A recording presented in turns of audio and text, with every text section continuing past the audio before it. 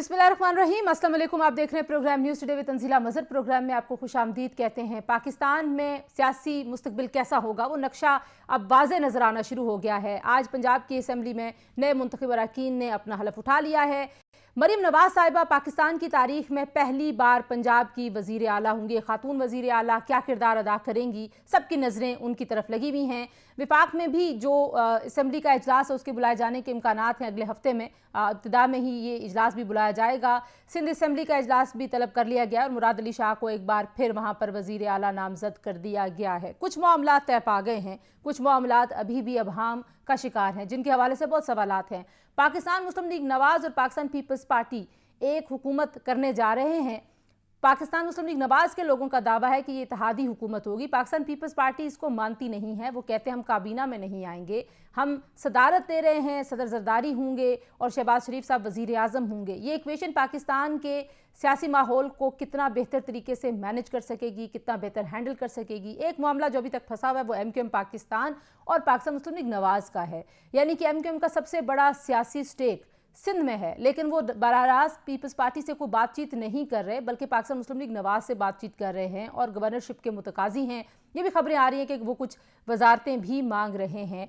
ये मामला जैसे जैसे साथ चल रहे हैं, वहीं पाकिस्तान तहरीक इंसाफ अपनी आइनी कानूनी जंग भी जारी रखे हुए है। लेकिन जो इमरान खान साहब की सियासत है, जिस तरह की वो सियासत करते हैं, जैसे उन पे बार बार ये इल्ज़ाम लगता है कि एंटी पाकिस्तान अप्रोच है उनकी, तो एक बार फिर उन्होंने एक ख़त लिखा IMF को, जिसमें उन्होंने कहा है कि इलेक्शन के ऑडिट के साथ इसको मशरूत कर दिया जाए।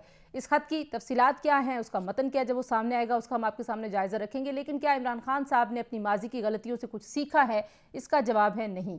जैसे लोग उन्होंने चुने हैं, वज़ीर आला खैबर पख्तूनख्वा की बात कर लीजिए, बाकी आप तमाम मामलात देख लीजिए, तो ऐसे लगता है कि वो अभी भी तसादुम की सियासत में ज़्यादा यकीन रखते हैं और शायद जिस मज़ाहमत को वो मज़ाहमत समझते हैं वो तसादुम की तरफ उनको बहुत जल्दी लेके चला जाता है। 9 मई की सूरत में भी हम ये पहले भी देख चुके हैं। तो आज के प्रोग्राम में कुछ जायज़ा लेने की कोशिश करेंगे इस पूरे सियासी मंजरनामे का। पाकिस्तान जिन मामलात में फंसा हुआ है, पाकिस्तान पीपल्स पार्टी, पाकिस्तान मुस्लिम लीग नवाज इन मसाइल को मिलकर कैसे हल करेंगे, कौन कामयाबी का क्रेडिट लेगा, कौन नाकामी का जो बोझ है वो अपने सर पे रखेगा, और MQM इस सारी इक्वेशन में कैसे फिट इन होती है। IPP जिस शख्स ने बनाई जमात वो अपनी जमात से मुस्ताफ़ी हो गया। इसी तरीके से PTI पार्लियामेंटेरियन जिसने बनाई वो अपनी जमात से मुस्ताफ़ी हो गया। यानी कि परवेज़ खट्टर साहब भी, जहांगीर तरीन साहब भी सियासत से किनारा कश हो गए। लेकिन बहरहाल जी IPP का भी एक स्टेक है उन पे, उनके साथ भी आज हम बात करेंगे। हमारे साथ प्रोग्राम में सबसे पहले मौजूद होंगे बैरिस्टर अली ज़फ़र साहब। पाकिस्तान तहरीक इंसाफ ने इंटर पार्टी इलेक्शंस करवाने का फ़ैसला किया है और बैरिस्टर गौहर साहब की जगह बैरिस्टर अली ज़फ़र साहब को चेयरमैन नामज़द किया गया है। तो इस खबर में कितनी सदाकत है और इसकी वजूहत क्या, कुछ उनसे पूछेंगे। दूसरे हिस्से में हमारे साथ सैयद नवीद कमर साहब होंगे, साबिक वफाकी वजीर, पाकिस्तान पीपल्स पार्टी के सीनियर रहनुमा। और तीसरे हिस्से में हमारे साथ मौजूद होंगे फैज़ल हसन चौहान साहब, IPP इस्तेहकाम पाकिस्तान पार्टी के तर्जुमान, सीनियर रहनुमा। बहुत शुक्रिया। सबसे पहले हम चलेंगे जनाब बैरिस्टर अली ज़फ़र साहब, आपने हमें वक्त दिया। सर, सबसे पहले तो आपसे यही जानना चाहते हैं कि इंटर पार्टी इलेक्शंस जो हैं उसमें नए चेयरमैन को नामज़द किया गया, जो कि आप खुद हैं, इसकी क्या वजह हुई? क्योंकि शेर अफजल मरवत साहब मीडिया पे ये दावा करते हुए दिखाई देते हैं कि बैरिस्टर गौहर जो हैं वो पार्टी पॉलिसी को बहुत ज़्यादा अच्छे तरीके से फॉलो नहीं करते या फैसलों में उसकी रिफ्लेक्शन नज़र नहीं आती। जी देखिए, अभी तो इंट्रा पार्टी इलेक्शंस होने हैं, नॉमिनेशन पेपर्स में जाना है, अभी हतमी फैसला तो नहीं हुआ। तो हो सकता है कि बैरिस्टर साहब ही हों जो नॉमिनेटेड कैंडिडेट। तो कुछ अपने अपने व्यूज होते हैं। मैं तो उनको समझता हूँ कि बड़े बैरिस्टर साहब काबिल, ऑनेस्ट और अच्छे किरदार के हैं। और वो लास्ट टाइम उन्होंने जो चेयरमैनशिप का इंटरम एक रखा था, जो वक्त गुजारा, वो बड़ा सही गुजारा था। तो उनको करना चाहिए, क्योंकि ये एक इंटरम अरेंजमेंट है, खासतौर पर नहीं आते। और जो जो केयर टेकर किस्म के चेयरमैन होते हैं वो फिर मुशावरत से बाकी लोगों के साथ मिलकर पार्टी को चलाते हैं। तो आपसे किसी ने, आपसे इमरान खान साहब ने या किसी और ने ये कहा है कि आपको वो चेयरमैन बनाना चाहते हैं? ये बात तो जरूर हुई है, बिल्कुल हुई है, इसमें तो कोई शक नहीं है। लेकिन अभी इस पे देखें क्या आगे जाके मैं करता हूँ। सही। करता हूँ। जो कानूनी आपकी लड़ाई है, कुछ उस हवाले से बता दीजिए। रिजर्व सीट्स के लिए आप कितने पुरुमीद हैं? क्योंकि जो इलेक्शन रूल्स हैं उसमें एक जमात को पहले से कोई नाम वाम देने होते हैं। आपको लगता है कि कोई कॉन्स्टिट्यूशनल एक क्वेश्चन ऐसा अराइज हो गया जिसका आइन में जवाब नहीं है? कहाँ से ये जवाब मिलेगा? कोई लकूना है या कोई रास्ता निकल आएगा? ये देखिए, सर्टेनली ये डिबेट तो है, ये कानूनी बहस तो है, इसमें कोई शक नहीं कि ब्लैक एंड व्हाइट नहीं है, 1+1 नहीं है। और वो इस तरह मैं कह रहा हूँ कि आइन में तो बड़ा लिखा है वाज़ेह तौर पे कि आपको रिजर्व सीट्स मिलेंगी जितने आपके कैंडिडेट्स हों। उसमें कहीं नहीं लिखा कि आपने लिस्ट कब देनी है या कब नहीं देनी। उसमें एक ब्लैंकेट सा कवर दिया हुआ है कि आपके जितने कैंडिडेट्स हैं उसके मुताबिक आपको रिजर्व सीट्स मिलेंगी। लेकिन इलेक्शन एक्ट और इलेक्शन रूल्स जो हैं बने, उसके तहत लिखा है कि आपने एक लिस्ट देनी है पहले, और अगर आप लिस्ट देंगे तो उस लिस्ट के मुताबिक आपको रिजर्व सीट्स मिलेंगी। लेकिन ये कहीं जवाब नहीं लिखा कि अगर लिस्ट ना दें तो क्या होगा। अगर लिस्ट ना दें तो सवाल पैदा ये होता है कि वो जो रिजर्व सीट आपके प्रोपोर्शनेट रिजर्व सीट्स हैं आपके कैंडिडेट्स के लिए, अगर आपको नहीं मिलेंगी तो फिर वो हाउस कंप्लीट नहीं होगा और दूसरों को आप दे नहीं सकते। और अगर हाउस कंप्लीट नहीं होगा तो फिर आगे मामला नहीं करेंगे, वो हाउस चल ही नहीं सकता, स्पीकर नहीं इलेक्ट हो सकता, डेप्टी स्पीकर नहीं इलेक्ट हो सकता, चीफ मिनिस्टर नहीं इलेक्ट हो सकता, प्राइम मिनिस्टर नहीं हो सकता। तो ये सारे एक कानूनी मामला हैं। हो सकता है, उम्मीद तो ये है कि इलेक्शन कमीशन इनको हल कर देगा, लेकिन अगर इलेक्शन कमीशन नहीं करता तो फिर अदालतों में मामला जाना पड़ेगा। आखिर में मुझे सिर्फ ये बता दीजिए कि आपने कितने जो ट्रिब्यूनल्स में मुकदमात पीटीआई के लोग लेके गए हैं? करेक्ट मी, शायद कोई 20-22 के करीब केसेस हैं। आप लोगों का दावा 70 सीटों से 80 सीटों का है, तो वो 80 के 80 या 88 क्यों नहीं गए केसेस ट्रिब्यूनल्स में? ये जो आप 22 बात कर रही हैं, ये नेशनल असेंबली की बात कर रही हैं या? जी, नेशनल असेंबली। नेशनल। हो सकता है आपकी बात ठीक हो, लेकिन सर्टेनली यहाँ तक तो आपकी बात दुरुस्त है कि 70-80 तो नहीं गए। ये तो मुझे भी पता है। एग्जैक्ट 22 हैं या 30 हैं ये मैं ऑफ हैंड नहीं कह सकता, लेकिन 80 नहीं है ये मैं कह सकता हूँ। और जो आप इंटर पार्टी इलेक्शंस करा रहे हैं, अब इसका कोई कानूनी फायदा आपको होगा? जाहिर है अब तो आपके लोग जिस जमात में शामिल होकर चले गए हैं वो अब उसी जमात के रहेंगे, अगर उन्होंने इस ऐवान में, इस पार्लियामान में अपनी मुद्दत पूरी करनी है। या आपको लगता है कि नहीं, कोई स्ट्रेटजी है पीटीआई के पास उसको भी तब्दील करने की? देखिए, मेरी नजर में अभी एक टेम्पररी आर्जी तौर पे वो, क्योंकि कोई हमारी इंट्रा पार्टी इलेक्शन नहीं हुए थे पीटीआई के, तो उनको एक छतरी के नीचे रखा है।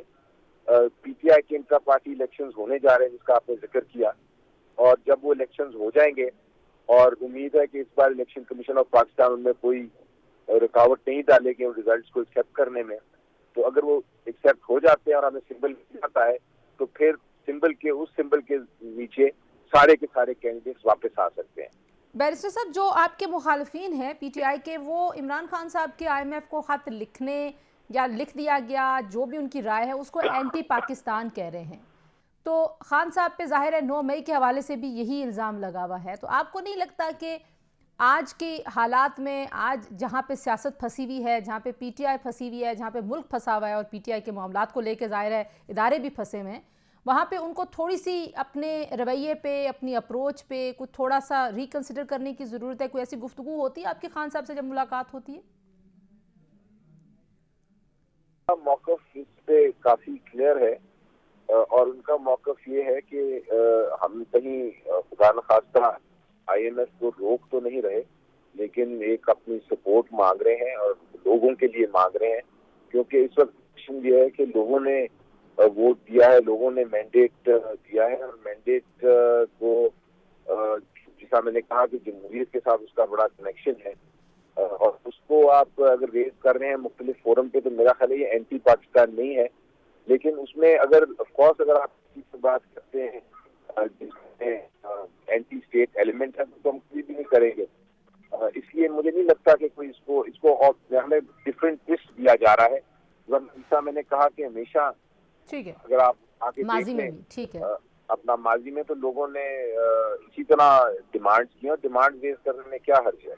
बहुत शुक्रिया बैरिस्टर अली जफर साहब, हमसे बात कर रहे थे जी, पाकिस्तान तहरीक इंसाफ के सीनियर रहनुमा। और नामजद चेयरमैन भी होंगे जो इंटर पार्टी इलेक्शंस हो रहे हैं। एक ब्रेक के बाद वापस आएंगे, बात करेंगे। सैयद नवीद कमर साहब हमारे साथ मौजूद होंगे। Stay tuned.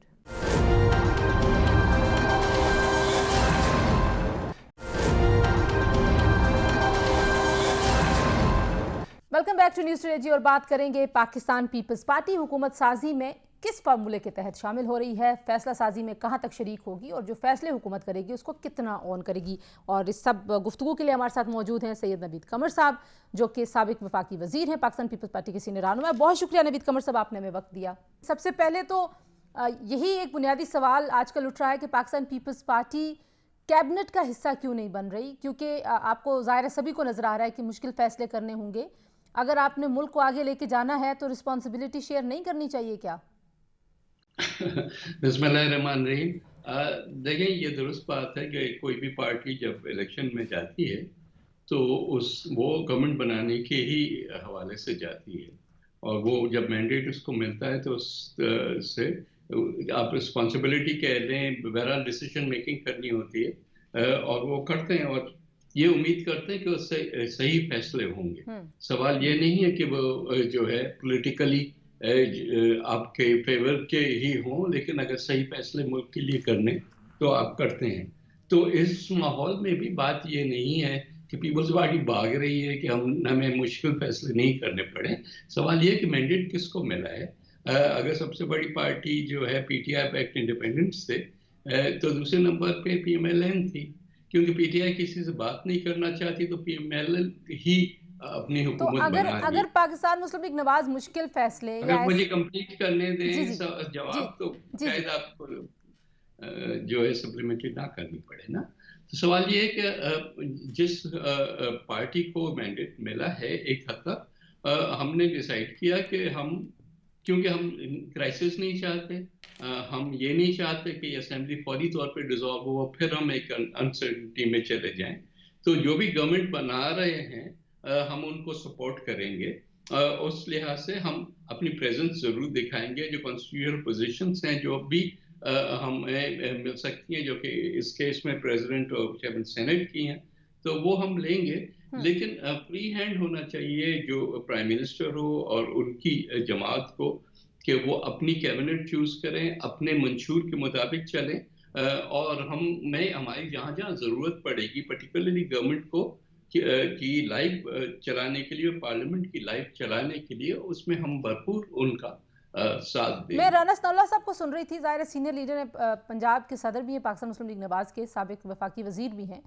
वो जियो पे बात करते हुए कह रहे थे कि ये नहीं होगा कि हमारे फैसले तो पीपल्स पार्टी उनको ओन नहीं करेगी, ये एक इत्तेहादी हुकूमत है और हुकूमत के जो भी फैसले होते हैं वो सबके फैसले होते हैं। ऐसा ही है, वो दुरुस्त समझ रहे हैं या ऐसा नहीं होगा? इत्तेहादी हुकूमत कहना दुरुस्त इसलिए नहीं है कि ये कोई कोalition गवर्नमेंट नहीं है, ये कोई ऐसी गवर्नमेंट नहीं है जिसमें पीपल्स पार्टी फैसलों में शामिल होगी। अलबत्ता ये ज़रूर है कि आखिर में लोगों ने जज करना है कि किसकी कितनी रिस्पॉन्सिबिलिटी बनती है। वो 100% तो रिस्पॉन्सिबिलिटी नहीं भी बनेगी, लेकिन 0% भी नहीं होगी। तो वो हर फैसले के मुताबिक ही होगा ना। देखिए, जैसे बजट है, बजट सबसे बड़ा वोट होता है असेंबली में, वो हम कमिट कर चुके हैं, और जो भी मुश्किल फैसले होते हैं आते तो बजट के टाइम पे आते हैं। सो इतना नहीं है कि पीपल्स पार्टी बिल्कुल ही हट रही है कि किसी चीज का भी हम हिस्सा नहीं होंगे, लेकिन लगता है कोई फ्री हैंड। देखें, जब कोलिशन गवर्नमेंट थी ये 1.5 साल के लिए, तब भी ये कहा जा रहा था कि जी वो क्योंकि कोलिशन का बर्डन उठाना पड़ता है और उनकी मजबूरियां होती हैं, इसलिए हम सही फैसले नहीं कर सकते। अब वो अकेले से तो जाके फैसले करें और हम इंशाल्लाह जहाँ जहाँ जरूरत होगी वो सपोर्ट करेंगे। अच्छा, आपने अभी कहा कि पाकिस्तान मुस्लिम लीग नवाज अपने मंशूर के हिसाब से काम करे। एक आइडियोलॉजी भी है पाकिस्तान पीपल्स पार्टी की, इकोनॉमिक अप्रोच को लेते हुए, और आपसे बेहतर ज़ाहिर है कौन जानता है कि वहाँ पे बहुत ज़्यादा कॉन्ट्रडिक्शन है पाकिस्तान मुस्लिम लीग नवाज की सोच में और पाकिस्तान पीपल्स पार्टी की सोच में।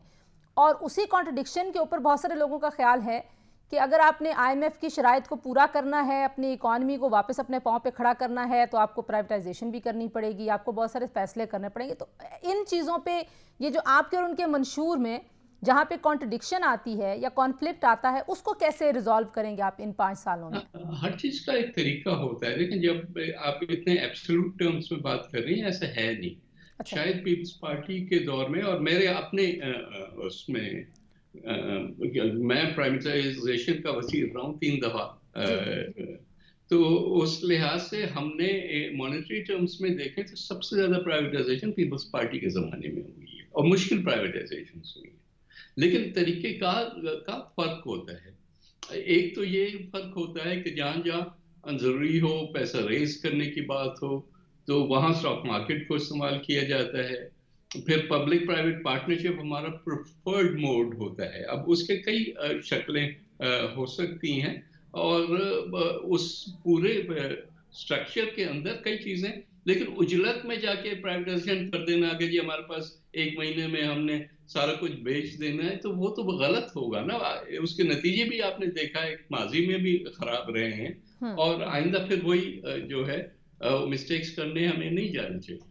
अच्छा, जो दूसरा मसला है वो सिंध के अंदर भी एक इशू है। एमक्यूएम कुछ वजारतें भी मांग रही है, जाहिर है मरकज़ में वो तो उनकी मर्जी, और नून आप कह रहे हैं कि उनको आपने फ्रंट सीट दे दी है, सो उनका सवाबदीद है कि वो किसको क्या वजारतें देते हैं। लेकिन गवर्नर का इशू जो है सिंध के, आपको लगता है कि उस पर पाकिस्तान पीपल्स पार्टी और एमक्यूएम के दरमियान किसी बात पे हो जाएगा इत्तेफाक, या ये भी एक कंट्रोवर्शियल सिचुएशन में आगे बढ़ेगा मामला? देखिए, पीपल्स पार्टी और एमक्यूएम बैठ के आपस में कोई डायलॉग नहीं कर रहे। डायलॉग जो भी है वो एमक्यूएम का भी पीएमएलएन के साथ है एज अ लीड पार्टी, और पीपल्स पार्टी का भी पीएमएलएन के साथ था। पीएमएलएन से जो हमारा बातचीत हुई है उसमें ये तय पाया था कि ये सिंध की गवर्नरशिप जो है वो पीएमएलएन लेगी। अब एमक्यूएम भी डिमांड कर रही है कि ये सिंध की गवर्नरशिप हमें मिलनी चाहिए। अब पीएमएलएन पे डिपेंड करता है कि वो इस सारी गुत्थी को किस तरह से सुलझाते हैं। लेकिन जो उनके डिमांड्स अब तक सामने आई हैं उसमें कुछ आईनी तरमीम भी हैं, जिसमें जाहिर है जो कराची के अंदर डेवोल्यूशन और सिंध पूरे के अंदर डेवोल्यूशन है, वो है एक मामला जिससे पाकिस्तान पीपल्स पार्टी डायरेक्टली जुड़ी हुई है।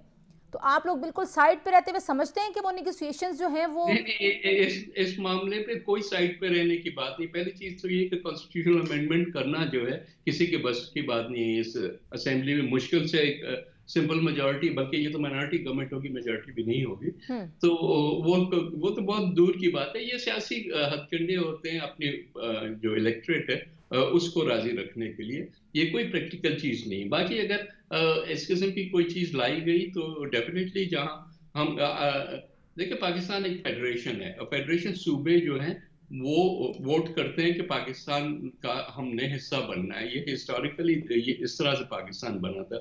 लोग भूल जाते हैं हमारी तारीख को भी, हमारे आइन को भी। और आइन का बेसिक स्ट्रक्चर है फेडरल डेमोक्रेटिक पार्लियामेंट्री सिस्टम। उस बेसिक स्ट्रक्चर को भी अगर कहीं चेंज करना है तो आपको एक कॉन्स्टिट्यूएंट असेंबली पहले इलेक्ट करानी पड़ेगी, and not a normal legislative assembly. फिर जाके आप करें। ना नंबर्स हैं, ना आईनी तौर पे पॉसिबल है, और ना ही जाहिर है कि तो आपको लगता है कि ये पॉलिटिकल गिमिक्स हैं, इसका कोई रियलिटी से ताल्लुक नहीं है? कोई भी नहीं। अच्छा, ये भी बताइए कि जो पॉलिटिकल सिचुएशन बन रही है, ऐसे लगता है कि एक अनसर्टेनिटी भी रहेगी, वो जो इंस्टेबिलिटी का इशू है वो भी अपनी जगह पर मौजूद रहेगा। कितना बड़ा चैलेंज होगा आप सब के लिए जो हुकूमत में है, जिस भी रेशो में आ रहे हैं, जो भी रोल होगा, लेकिन जाहिर है आप सब ये चाहते हैं कि निज़ाम चले और 5 साल ये पार्लियामान अपनी मुद्दत भी पूरी करे, हुकूमत भी मुद्दत पूरी करे। देखिए, हम अपनी हद्दुल इम्कान कोशिश करेंगे कि ये गवर्नमेंट भी चले और ये पार्लियामेंट भी चले।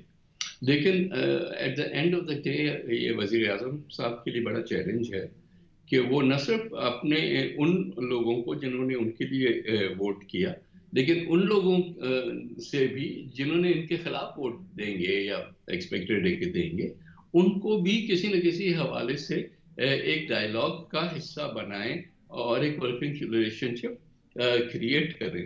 अगर ये कन्फ्रंटेशन की सिचुएशन चलती रही तो रोज कोई ना कोई अनसर्टेनिटी पैदा होगी, which is not good.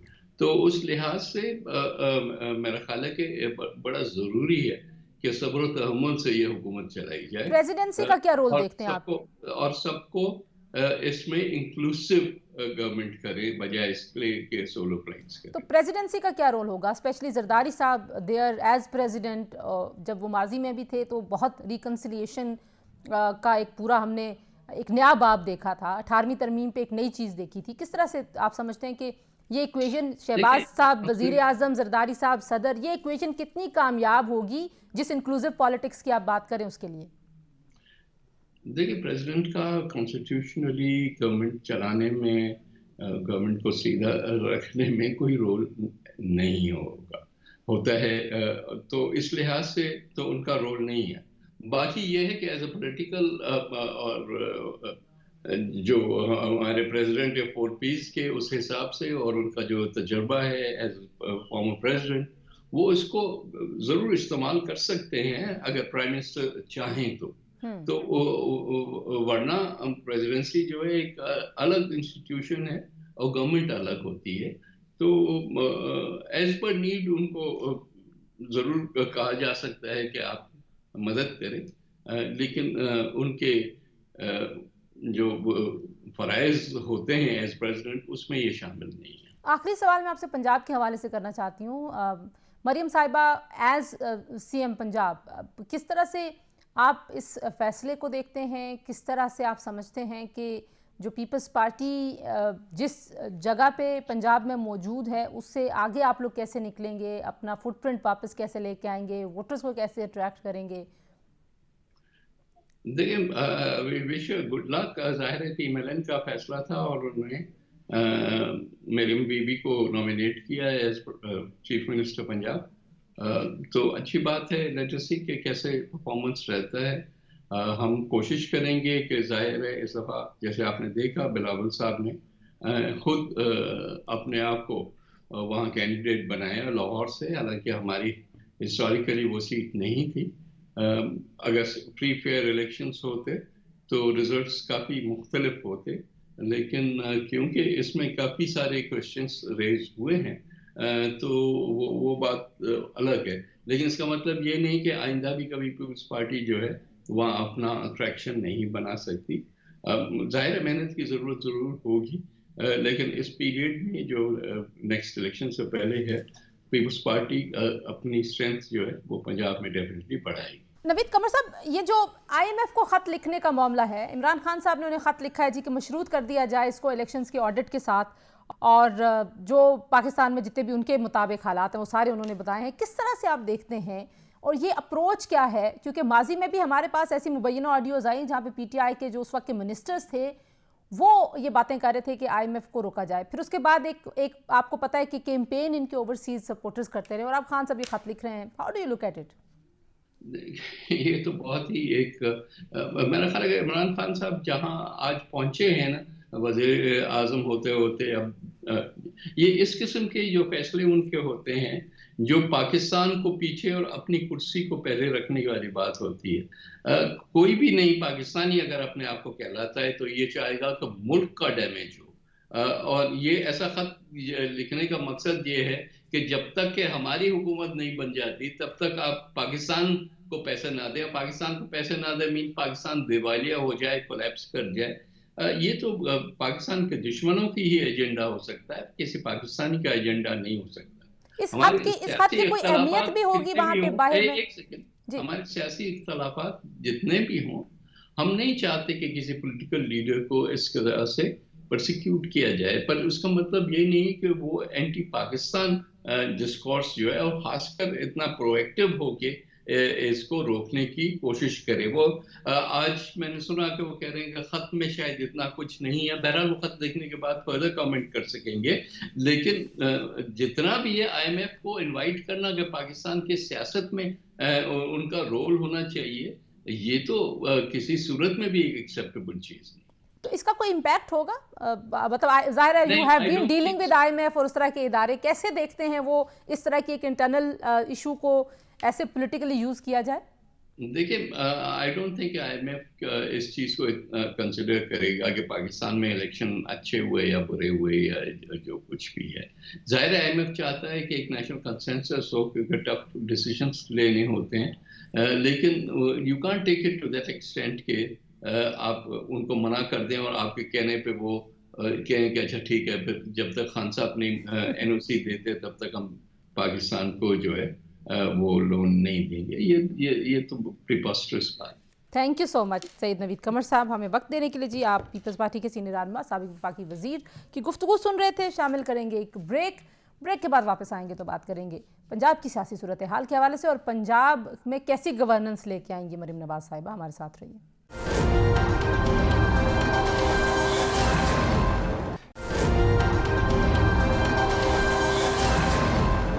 Ji, programme में एक बार फिर आपको खुशामदीद कहते हैं और अब हम बात करेंगे इस्तेहकाम पाकिस्तान पार्टी के सीनियर रहनुमा फैजल हसन चौहान साहब से, जो कि तर्जुमान भी हैं और ज़ाहिर है जो पंजाब की सियासत है उसके जितने भी दाव पेच हैं उसमें शामिल भी रहे हैं, तो सही तरह का तज्जिया पेश कर पाएंगे अब जो पंजाब की सूरत हाल बनने जा रही है। फैजल हसन चौहान साहब, बहुत शुक्रिया आपने वक्त दिया। सबसे पहले तो ये बताइए कि मरीम नवाज साहिबा एक खातून वज़ीर आला पंजाब की होने जा रही हैं, किस तरह से देखते हैं आप इस नामजदगी को, इस ओहदे को, और मरीम साहिबा क्या कर पाएंगी पंजाब के लिए? बिस्मिल्लाहिर्रहमानिर्रहीम। अच्छा, सबसे पहले तो तहरीक इंसाफ की तरफ से जो पिछले कई दिनों से एक कैंपेन मरीम नवाज साहिबा की वज़ीर आला बनने के ऊपर एक बड़ी नेगेटिव सी जिन्होंने चलाई हुई है, मैं हैरान हूँ कि कैसे जमहूरियत पसंद हैं, ये कैसे पार्लिमानी सियासत के अलमबरदार हैं। एक नेचुरल सी बात है कि जिस पार्टी के पास अक्सरियत होगी, जिसके पास नंबर गेम्स अच्छे होंगे, जिसके पास जनाब अक्सरियत होगी, वो अपना वजीर आजम और वजीर आला बना लेगा। अब जोड़ तोड़ की यहाँ तो जरूरत ही कोई नहीं है। यहाँ पे तकरीबन 372 या 73 जना सीटों में से, या 391 सीटों में से इनके पास 225 के करीब, 210-15 के करीब इनके पास जनाब नुमाइंदे मौजूद हैं।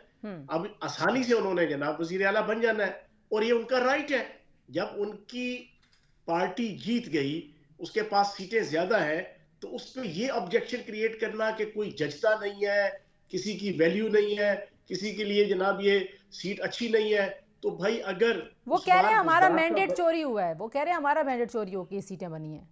खुदा का वास्ता, तंजीला आपको मैं बड़ी दिलचस्प बात बताऊं, पिछले 15-20 दिन से 8 फरवरी के बाद से लेके अब तक हस्बे साबिक, जिस तरह 2 साल से तूफान बदतमीजी है, बल्कि उससे पिछले 10-15 सालों से, लेकिन जो खुसूसन 2 सालों से तूफान बदतमीजी था ना, वो पिछले 20 दिनों में हाइट ऑफ डिलाइट पे इन्होंने पहुंचाया। किस बात पे? धांधली धांधली धांधली। बैरिस्टर गौहर से लेके हर लीडर की एक फिक्रा आप रोजाना सुनती होंगी, एक वाली कि हमारी 180 सीटें, हमारी 180 सीटें। अब 92 सीटें इनकी कौमी असेंबली के अंदर है, इनका दावा 180 का है, तो इसका मतलब है 88 सीटों पे धांधली हुई। अब जरा दिल थाम के सुन लीजिएगा, इलेक्शन कमीशन में सिर्फ 22 सीटों के ऊपर आपकी जनाब इलेक्शन ट्रिब्यूनल में जनाब दरखास्त आई है, सिर्फ 22 सीटों पे तहरीक इंसाफ की तरफ से।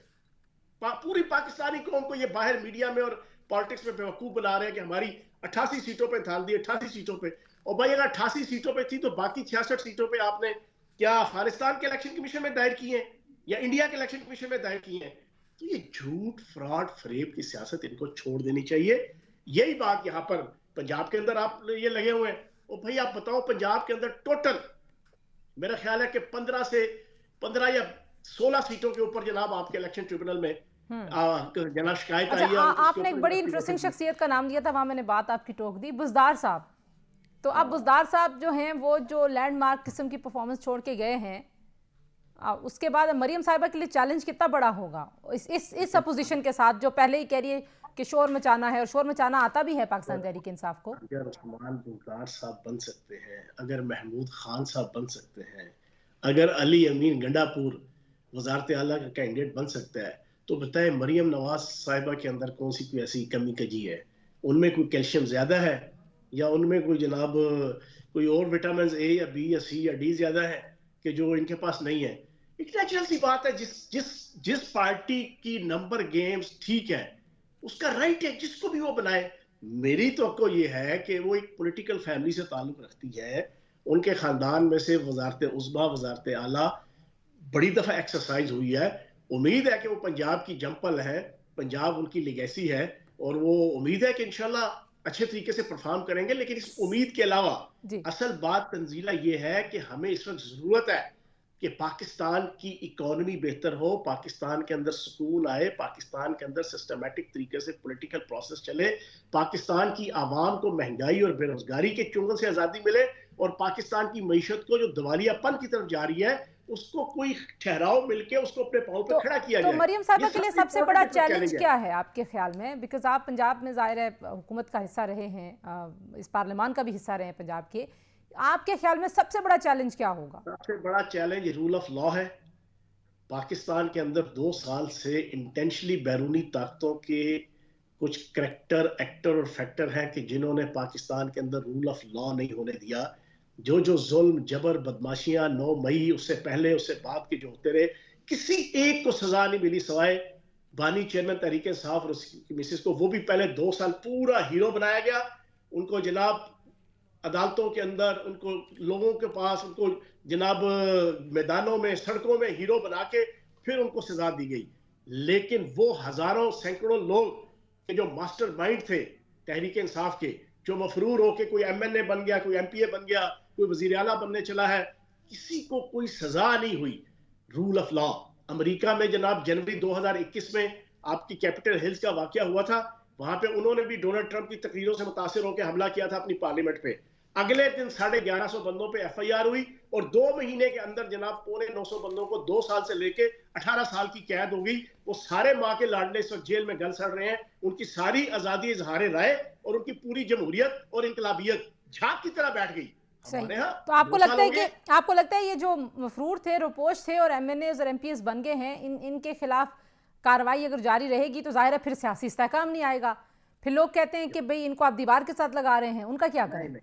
लोग जो मर्जी कहते रहे, जिनकी ऑडियो, वीडियो, जियो फेंसिंग और CDR के जरिए से 100% प्रूफ है कि उन्होंने मिलिट्री और सिविल तंसीबात के ऊपर हमला किया है, उनको सजा मिलनी चाहिए। अच्छा, ये भी बताएं, अभी आपने अली अमीन गंडापुर साहब का नाम लिया है, उनको नहीं, उनको छुटना चाहिए। आपके हजारों लोग इस वक्त बेगुनाह भी है 9 मई के हवाले से। ठीक है, उनको बिल्कुल जो बेगुनाह है उसके खिलाफ तो ज़ाहिर इंसाफ का तकाजा यही है कि उनको बाहर रखा जाए, जेलों में ना डाला जाए, उनके खिलाफ ऐसे पर्चे भी ना किए जाएं।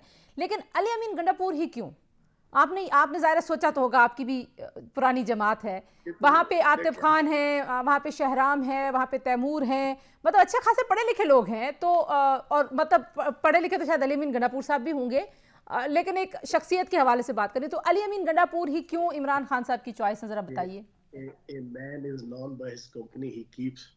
आप किसी लीडर या किसी शख्स के भी जो फैसले होते हैं ना, चॉइस होती है, आप उधर से अंदाजा लगा सकते हैं कि उसका टेम्परामेंट क्या है, उसका एप्टीट्यूड क्या है, उसकी कैपेबिलिटी और कैपेसिटी क्या है।